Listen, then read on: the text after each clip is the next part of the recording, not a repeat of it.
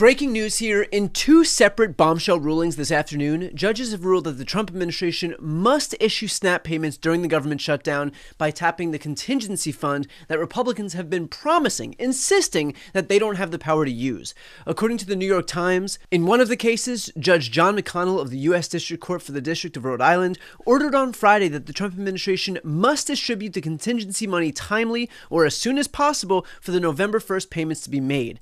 His order came shortly after another federal court in Massachusetts handed an early victory to about 24 states, which similarly had sued to force the release of food stamps funding. In that case, Judge Indira Telwani of the U.S. District Court for the District of Massachusetts found that the decision to halt SNAP benefits was unlawful. She required the administration to explain by Monday how it could fund aid in November.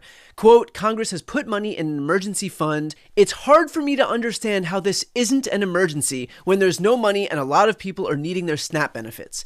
The ruling is a major rebuke to the Trump administration and the Republican Party that has been hoping to exploit the issue of 42 million hungry Americans to force the government to open without ACA subsidy extensions.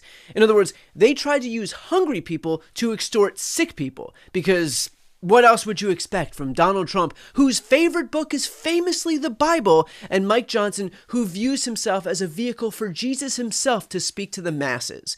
Up to now, Mike Johnson and Republicans have been swearing up and down that the contingency fund for SNAP wasn't able to be tapped because then we wouldn't have it for an emergency, which doesn't exactly make sense, because if SNAP benefits wouldn't go out and 42 million people would be at risk of not getting food, does that not constitute an emergency?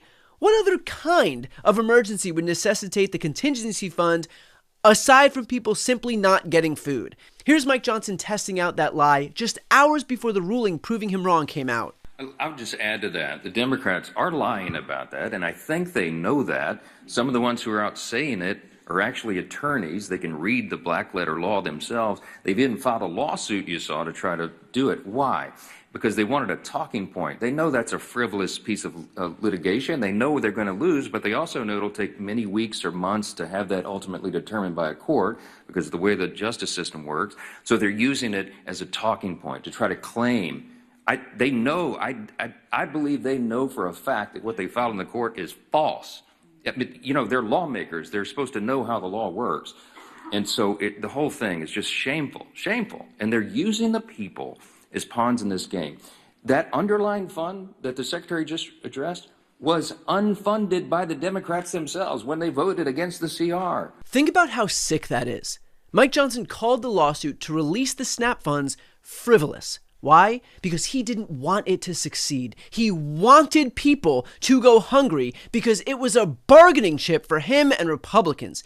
He tried to undermine a case that was ultimately successful, ultimately succeeded at ensuring that 42 million Americans get food.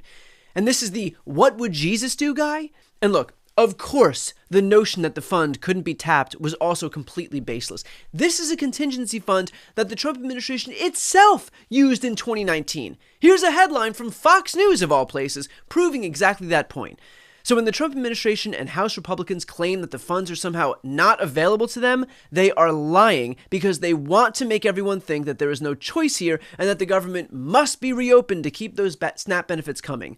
Again, that's a lie. In fact, according to the Center for Budget and Policy Priorities, the administration's assertion that it cannot use the SNAP's contingency reserves to cover regular SNAP benefits is contrary to the plain text of the law, prior Trump administration practice, including as recently as a few weeks ago in the Agriculture Department's lapse of funding plan, which the agency has since removed from its website, the first administration's understanding, as communicated repeatedly in multiple USDA documents and confirmed by the Government Accountability Office, that contingency funds could be used for SNAP benefits during the 2018-2019 shutdown, and previous administration's understanding that contingency funds could be used for SNAP benefits during a shutdown.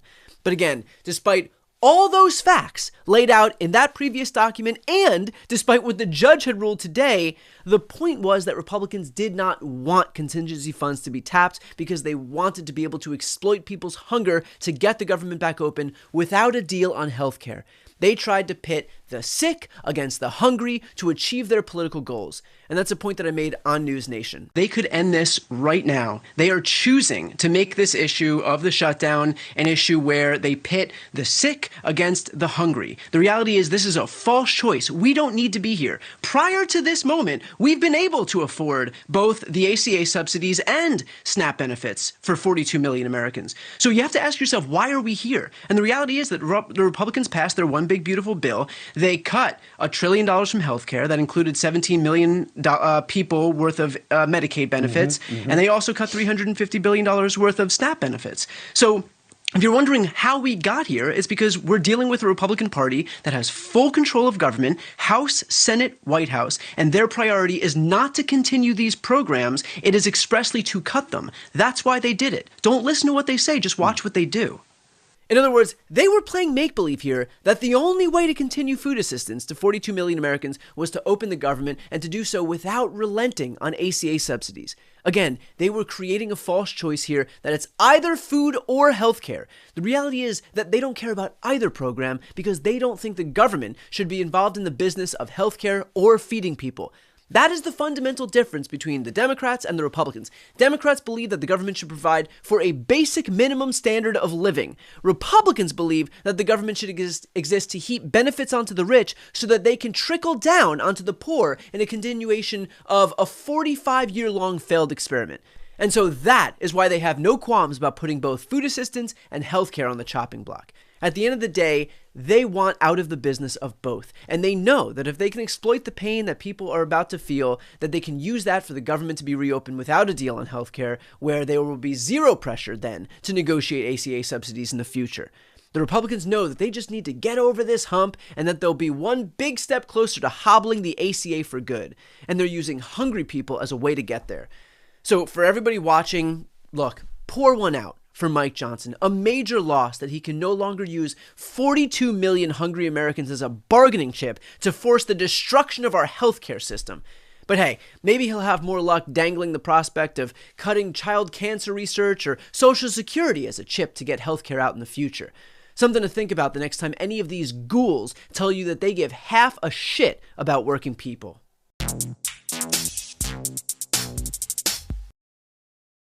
Before you go, if you enjoyed this content and you want to see more and support independent media, please subscribe to this channel. The subscribe button will be right here on the screen. But second, the reality is that we are now in a political environment where this administration can lean on any of the social media platforms to suppress certain voices if they don't like critical coverage. That means my longevity here is in the hands of a few tech billionaires who are already making it clear that they are willing to cater to this administration.